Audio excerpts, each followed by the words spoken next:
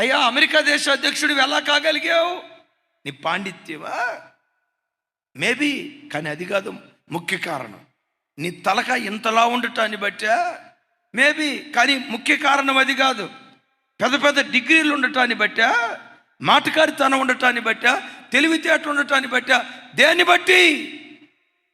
తల్లి మాటకు లోబడ్డా. ఎవరిని పెట్టలారా? తల్లి మాటకు అవిధేయత చూపే పిల్లలు ఉన్నారేమో, జాగ్రత్త.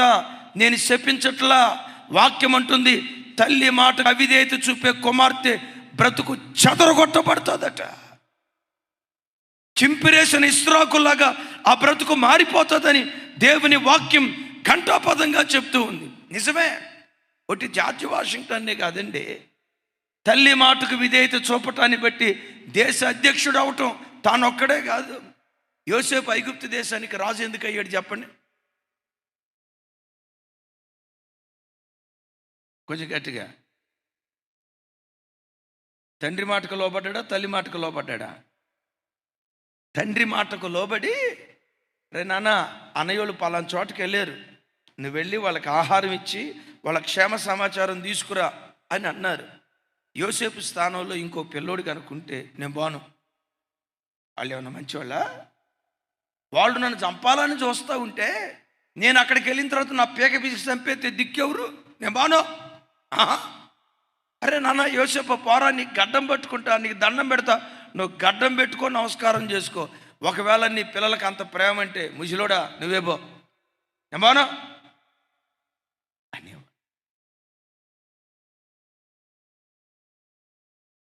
సరే షెకెముకు వెళ్ళాడు, కనపడలా. పొలంలో అటు ఇటు తిరుగుతున్న ఒక ఆయన అన్నాడు, అటు ఇటు తిరుగుతూ ఉంటే, సార్ ఇక్కడ మా అన్నోళ్ళు ఉండాలి, ఎక్కడికి వెళ్ళారు? దోతానుకు వెళుదాము రండి అని వాళ్ళు చెప్పుకున్నారు. దోతానుకు వెళ్ళారో లేదో తెలియదు, వెళదాం రండి అన్నారు. ఎవరో ఒక అపరిచితుడు అనామకుడు చెప్పిన మాటకు లోబడి అన్నలను వెతకటానికి దోతానుకి, ఎక్కడి నుంచి? షెకెము నుంచి దోతానుకు వెళ్ళారు. అద్భుతం. తండ్రి మాటకు విధేయత చూపటాన్ని బట్టే, తండ్రి అధికారానికి లోబడటాన్ని బట్టే యోసేపును దేవుడు అందలమెక్కించాడు. నా వైపు చూడండి. నా జీవితంలో మా నాన్నను తిరస్కరించిన దినం మేబీ నా జీవితంలో ఒకటి కూడా లేదేమో. నా తల్లిని తిరస్కరించిన జీవితం నా ఆధ్యాత్మిక జీవితంలో ఒకటి కూడా లేదేమో. ఆ తల్లిని తండ్రిని అంత సన్మానించాను కాబట్టే నేనేదో గొప్ప భక్తుడిని చెప్పడానికి కాదు, సంఘానికి వచ్చే ఏ పెద్దనైనా తృణీకరించి మాట్లాడిన జ్ఞాపకం టిల్ డేట్, ఎప్పటికీ కాదు, ఎప్పటి వరకే కాదు, ఎప్పటికీ అలాంటి స్వభావం ఉండనే ఉండదు. ఎందుకో తెలుసా? చిన్నతనం నుంచి అమ్మను సన్మానించిన జ్ఞాపకం, నాన్నను సన్మానించిన జ్ఞాపకం, వాళ్ళని తృణీకరించిన జ్ఞాపకాలు దేవుని కృప ఒక్కటి కూడా లేవేమో. దైవజనమ వినండి. సరే, దావీదు రాజు అయ్యాడు. దేన్ని బట్టి రాజు అయ్యాడో తెలుసా? తండ్రి మాటకు లోబడ్డాడు. మీ అన్నోళ్ళు యుద్ధానికి వెళ్ళారా, 40 రోజులు అవుతుంది, ఓడిపోయారో గెలిచారో తెలియలా, చచ్చిపోయారో బతికారో తెలియలా, అటు గొలియాతుగడు ఏదో ఆకారం చూపిస్తున్నాడట, నువ్వు వెళ్ళి చూసిరారా అంటే తండ్రి మాటకు లోబడి యుద్ధభూమిలోకి వెళ్ళాడు. సైనికులు చేయలేని గొప్ప కార్యం దావీదు ద్వారా దేవుడు జరిగించాడు. తల్లిదండ్రులను సన్మానించడం అంటే వాళ్ళ అధికారానికి, హానర్ దైర్ అథారిటీ. అక్కడ దాకెందుకు? మనందరినీ సృష్టించిన సృష్టికర్త ఎవరు? యేసుక్రీస్తు వారు. మీది ఆకాశాన్ని, కింద భూమిని, ఆకాశ మహాకాశాలను సృష్టించిన వాళ్ళు ఎవరు? యేసుక్రీస్తు వారు. యేసుక్రీస్తు వారు నరమాతృడిగా ఈ లోకానికి వచ్చి ఓ తల్లి గర్భంలో పుట్టాడు. విచిత్రం ఏంటో తెలుసా? ఆ మరియ తల్లిని పుట్టించిన వాడు కూడా యేసుక్రీస్తే. యోసేపును పుట్టించిన వారు కూడా నోరు తెరవాలి, నేను మా అమ్మను పుట్టించలా. మా అమ్మ నన్ను, నేను మా నాన్నను పుట్టించలా, వాళ్ళ వలన నేను పుట్టా. కానీ మరియా యోసేపుల దగ్గరికి వచ్చేసరికి మరియ గర్భాన యేసయ్య పుట్టారు, వాస్తవమే. కానీ దానికంటే వాస్తవం ఏంటో తెలుసా? మరియా యోసేపులను సృష్టించిన సృష్టికర్త మన ఆరాధ్య దైవం ప్రభు అయిన యేసుక్రీస్తు. మరి యేసుక్రీస్తు మరియ గర్భంలో నుంచి లోకానికి వచ్చిన తర్వాత మరియను చూసి, నీకు తెలుసా, నిన్ను పుట్టించిందే నేను, నిన్ను సృష్టించిందే నేను, నేను ఎవరిని అనుకుంటున్నావు? సాఫ్ట్వేర్ ఇంజనీర్ని. వినండి పిల్లలు, నేను ఎవరిని అనుకుంటున్నావు? నేను ఇప్పుడు ఎంటెక్ చేస్తున్నా, నేను ఎవరిని అనుకుంటున్నావు? డ్యూటీలో టీం లీడరు. నాకు పత్తాకలు చెప్తావేంటి? నా వయసు ఎంత? మొన్న నా మధ్య ఒక అమ్మాయి ఉందట, ఏంటి మమ్మీ పతాకల నాకు పదే పదే చెప్తావు? ఏది 9 సంవత్సరాల వయసులో ఉన్న అమ్మాయి, 3వ తరగతి 4వ తరగతి. 9 సంవత్సరాల వయసు అంటే ఎంత ఉంటుంది? ఏం చదువుకుంటూ ఉంటుంది? అంతే కదా. 3వ తరగతి 4వ తరగతి చదివే అమ్మాయి అమ్మను చూసి అందంటే, ఏంటి మమ్మీ పతాకలు నాకు చెప్తావు? నేనేమన్నా చిన్నపిల్లనా? చిన్నపిల్ల కాదు, ముసలమ్మ అయిపోయింది. పిల్లల నోట్లో నోరేయటానికి, ఒక్క మాట చెప్పడానికి తల్లిదండ్రులు భయపడుతున్నారు. ఎందుకు ఈ భయంకరమైన యాక్సిడెంట్లు, అకాల మరణాలు ఎందుకు పొందుకుంటున్నారు? ఎందుకు ఈ హత్యలు, ఎందుకు ఈ దారుణమైన మర్డర్స్, ఎలాంటి అఘాయిత్యాలు జరగటానికి కారణం ఏంటో తెలుసా? పిల్లలు చదువులో ఎదుగుతున్నారు, సంస్కారంలో రోజు రోజుకు క్షీణించిపోతున్న తరం, చెదరగొట్టబడుతున్నాయి బ్రతుకులో. యేసుక్రీస్తు వారు మరియ తల్లి గర్భాన పుట్టాడు వాస్తవమే, కానీ చూడండి లూకా సువార్త 2వ అధ్యాయం 51వ వచనం, నాతో కలిసి చెప్పండి. అంతటా ఆయన వారితో కూడా బయలుదేరి నజరేతునకు వచ్చి వారికి లోబడి ఉండెను. ఆయన తల్లి ఈ సంగతులన్నిటినీ తన హృదయములో భద్రము చేసుకునేను. చప్పలు కొడుతూ దేవునికి స్తోత్రాలు చెప్దాం.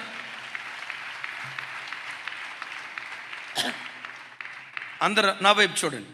అమ్మ తలల పైకెత్తి నా వైపు చూడండి. అంతటా ఆయన వారితో కూడా బయలుదేరి నజరేతునకు వచ్చి వారి మీద పెత్తనము చేసెను. నేనేం చెప్పానమ్మా? వారి మీద అధికారం చేశాను. మమ్మీ నేనెవరిని? నిన్ను పుట్టించినోని. నేను పుట్టించినోని అయినప్పుడు నేను నీకేమవుతా? తండ్రిని అవుతా. కొడుకు అనకో, నా మాట నువ్వు వినాలా, నేను వినకూడదు. నేను కొడుకుని కాదు, తండ్రిని కాదు, సాక్షాత్తు, అదే అనాలి, ఆ మాట కోసమే సాక్షాత్తు అని అనలా. ఆయన దేవుడయ్యుండి మనకు మాదిరి చూపటానికి తల్లికి లోబడి బ్రతికేడు గనుక లోకరక్షకుడిగా మార్చబడ్డాడు ఆయన.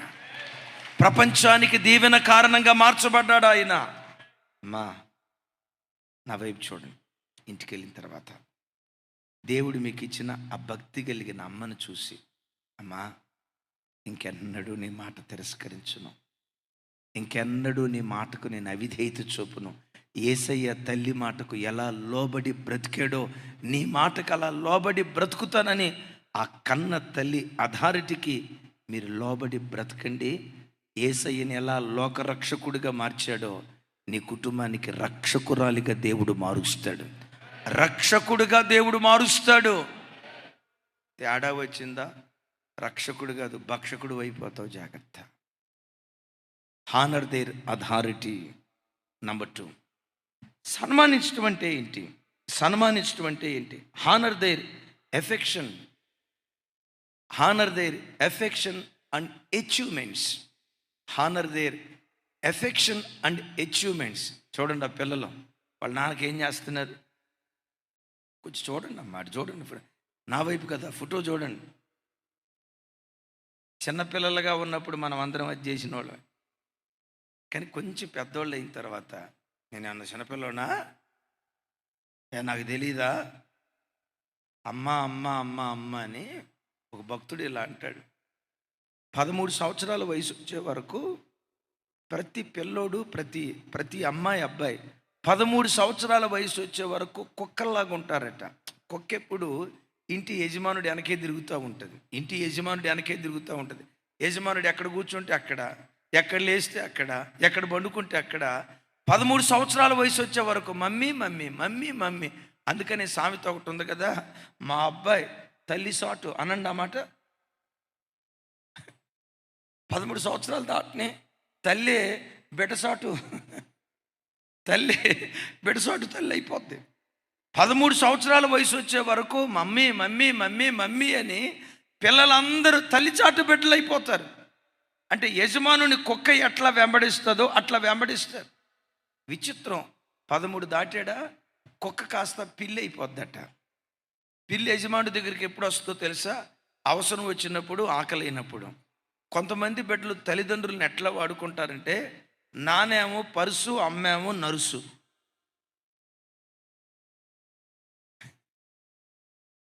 వినండి, నానేమో పరుసు, డబ్బులు అవసరమా డాడీ, బట్టలు అవసరమా డాడీ, చెప్పండి చెప్పండి చెప్పండి, బట్టలు అవసరమా డాడీ, ఫీజు కట్టాలా డాడీ.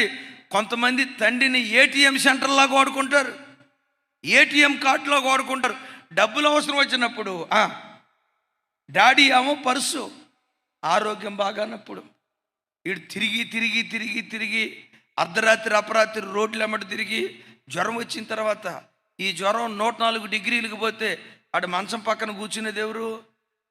ఇది ఫేస్బుక్లో ఉన్న 5,000 మంది ఫాలోవర్సా? చెప్పండి. ఒకడు అన్నాడు, చిన్న పాప, ఇన్స్టాలో నాకు 13 లక్షల మంది ఫాలోవర్స్ ఉన్నారు తెలుసా అని మెలికలు తిరిగితే వాళ్ళ అమ్మందట, రేపు మాపు జ్వరం వస్తుందిగా, అట్లా చెప్పించొద్దు మమ్మీ. అరే మనిషి అన్న తర్వాత జ్వరం వస్తుంది. ఈ 13 లక్షల ఫాలోవర్స్లో ఒక్కడు వస్తాడేమో చూడు, రాకపోవటం ఏంటి మమ్మీ? నా తిక్కు, ఇంకొకటి ఏదో ఉంది కదా, నా తిన్ను. మంచం మీద పండుకుంటే 104 డిగ్రీలు వస్తే పాప పిచ్చి తల్లి ఉందే, తడిబట్ట తీసుకొని ఒళ్ళంతా రుద్దుతా రాత్రి అంతా ఆల్ నైట్ ప్రేయర్ చేసిందట, జాగారం. ఒక ఫేస్బుక్ ప్రింట్ రాడు. కొంతమంది తల్లుల్ని ఎట్లా వాడుకుంటారు? తండ్రి ఏమో పరుసు, తల్లి ఏమో దైవజనమ. ప్రతి బిడ్డ తన ఆధ్యాత్మిక జీవితంలో తండ్రి సాధించిన విజయాలు, తల్లి సాధించిన విజయాలు, ఆ తల్లి తండ్రి వాళ్ళు పంచిన ప్రేమ, పిల్లలను ఒక స్థాయికి తీసుకురావటానికి వాళ్ళు చేసిన త్యాగాలు పదే పదే గుర్తుకు తెచ్చుకొని వాళ్లకు కృతజ్ఞత చెప్పేటువంటి వారిగా ఉందురుగాక. గట్టిగా చెప్దాం amen. Their affection, honour their affection, honour their achievements. వాళ్ళు సాధించిన విజయాలు, వాళ్ళు నీకు ప్రేమను పంచిన అనుభవాలు పదే పదే గుర్తుకు తెచ్చుకొని వాళ్ళను గౌరవించాలి. ఇదే తల్లిదండ్రులను గణపరచడం. వాక్యం వింటున్న పెట్టారా? మానవ జీవితంలో తండ్రి పాత్ర గొప్పదే, కానీ నేనంట తండ్రి పాత్ర కంటే తల్లి పాత్ర చాలా ప్రాముఖ్యమైనది, చాలా విలువైంది. నేనేం గుర్తుకు తెచ్చుకోవాలా? మీరేం గుర్తుకు తెచ్చుకోవాలా? తల్లి తను గర్భం దాల్చి నిన్ను నన్ను కనేటప్పుడు సైన్స్ చెప్తుంది కదా, ఒక తల్లి ఒక బిడ్డకు జన్మనివ్వటం, ఆ తల్లికి మరో జన్మ. బిడ్డకు జన్మనివ్వటమే కాదు, ఆ తల్లికి అది మరో జన్మ.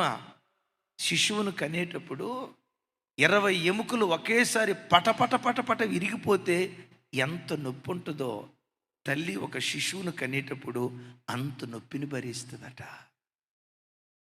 మా అమ్మ నన్ను కనేటప్పుడు నా కోసం అంత ప్రసవేదన భరించింది. చచ్చిపోతానేమో అని అనుకుంది. ఈ పురిటి నొప్పులు నా ప్రాణం తీస్తాయేమో అని అనుకుంది. నాకు జననాన్ని ఇవ్వాలని, నాకు మరో జీవితాన్ని ఇవ్వాలని 20 ఎముకలు పటపటమని ఇరిగిపోయేంత బాధ ఉన్నా ఆ తల్లి సహించింది. పుట్టినప్పటి నుంచి చిన్న వయసులో నన్ను నిద్రపుచ్చడానికి ఆ తల్లి నిద్రలేని రాత్రులు ఎన్ని గడిపిందో నన్ను నిద్రపుచ్చడానికి. ఎప్పుడైనా ఆరోగ్యం బాగాకపోతే మంచం ప్రక్కనే కూర్చొని ఆ తల్లి ఎంత సేవ చేసి ఉంటుందో కదా. ఏ ఇంట్లోనైనా చూడండి, అందరికంటే పెందలాడి లేచేది తల్లి, అందరికంటే ఆలస్యంగా పండుకునేది తల్లి. అవునా కాదా? మీరు లేచేటట్లేరమ్మా, ఒక్కళ్ళు చెప్పట్లే. మీరంతా తినేసి పాత్ర అంతా ఖాళీ చేసి బోర్లేసే బ్యాచ్ లాగా ఉన్నారు. ఒక్కళ్ళు చెప్పట్లా. చెప్పండి. ఇంట్లో అందరికంటే పెందలాడి లేచేది ఎవరు? గొడ్డు చాకరీ చేస్తుంది. ఇంట్లో అందరికంటే ముందు లేచేది తల్లి, అందరికంటే ఆలస్యంగా పండుకునేది తల్లి. భర్త ఇచ్చిన కొంచెం డబ్బుతో ఇంత మాంసం తీసుకొచ్చింది.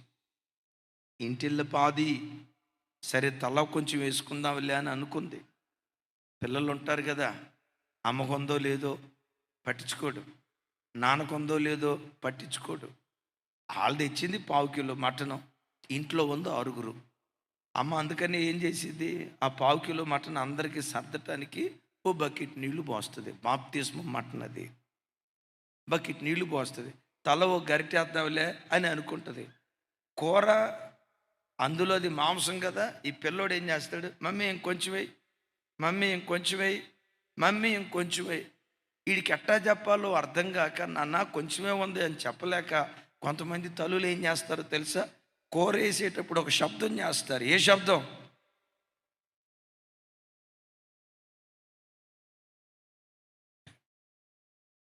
మా అమ్మ చేసేదట. మా నాన్నకి వినపడాలని సౌండ్ చేసేది. అంటాడు, ఆ యజమా వినపడిందిలే.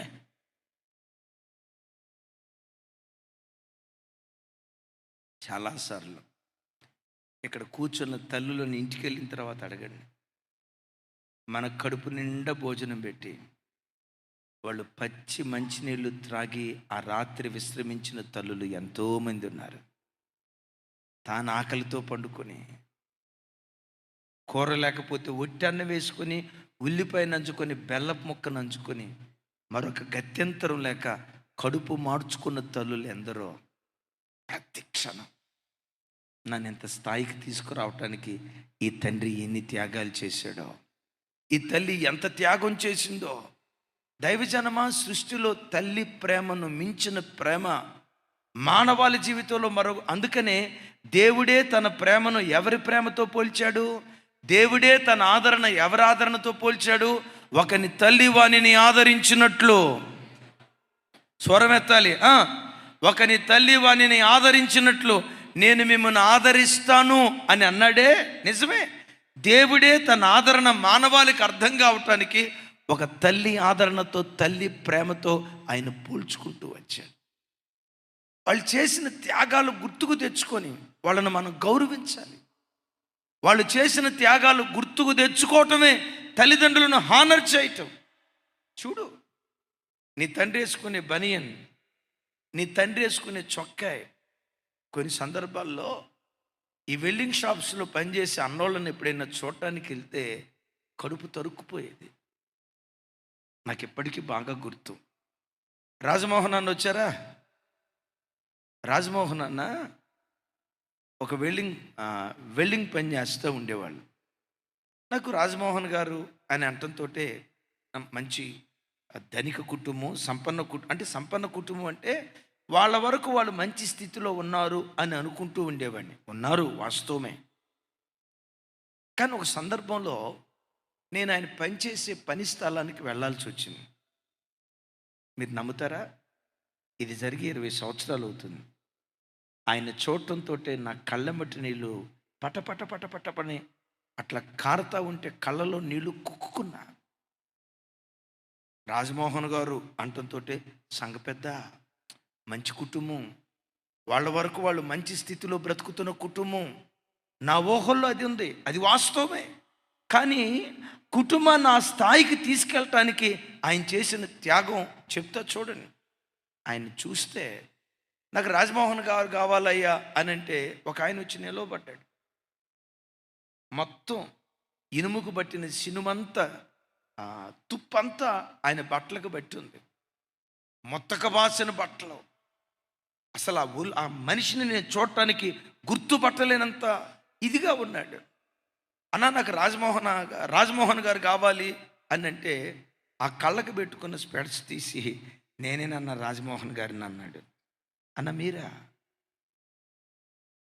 రంధ్రాలు పడిన బట్టలు, రంధ్రాలు పడిన ప్యాంటు, కనీసం వేసుకున్న చొక్కాయి ఒక 10 సంవత్సరాలు వేసుకున్న ఒంటి మీద నుంచి తీయకుండా ఉంటే చొక్కాయి ఎట్లయిపోద్దో అంతకంటే ఘోరంగా. నాకు అప్పుడు అనిపించింది, ఇంత త్యాగం చేసుకొని ఈ తండ్రి తన కుటుంబాన్ని పోషించుకుంటున్నాడా? ఎంత త్యాగం చేసుకొని. ఎందుకు? వాళ్ళు మంచి స్థితివంతులు అని అనుకున్నాను అని ఎందుకు అనుకున్నాను తెలుసా? సుధీర్ ఎప్పుడు చూసినా శుభ్రమైన బట్ట వేసుకునేవాడు. కిషోర్ ఎడ్రా, కిషోర్ ఎప్పుడు చూసినా చాలా నీట్గా ఉండేవాడు, మంచి బట్టలు వేసుకునేవాడు. నేను వాళ్ళు వేసుకున్న వస్త్రధారణ చూసి అనుకునేవాడిని, వీళ్ళ నాన్న ఏదో గొప్ప బిజినెస్ మ్యాగ్నెట్ అనుకుంటా, ఆ వ్యాపారంలో వచ్చిన ₹1,00,00,000 కుటుంబాన్ని. కానీ దగ్గరికి వెళ్ళి చూస్తే రెక్కలు ముక్కలు చేసుకొని. బిడ్డలారా, నాకు అప్పుడు అనిపించింది, ఒక తండ్రి తల్లి కుటుంబం కోసం ఎంత త్యాగం చేసుకుంటేనే కదా ఇలాంటి భవిష్యత్తు వచ్చింది. ప్రతి బిడ్డ తన ఆధ్యాత్మిక జీవితంలో వారి అచీవ్మెంట్స్, వారి ఎఫెక్షన్, వారు మన పట్ల పంచిన ప్రేమను పదే పదే గుర్తుకు తెచ్చుకొని వాళ్ళను గౌరవించేవారిగా ఉండాలి.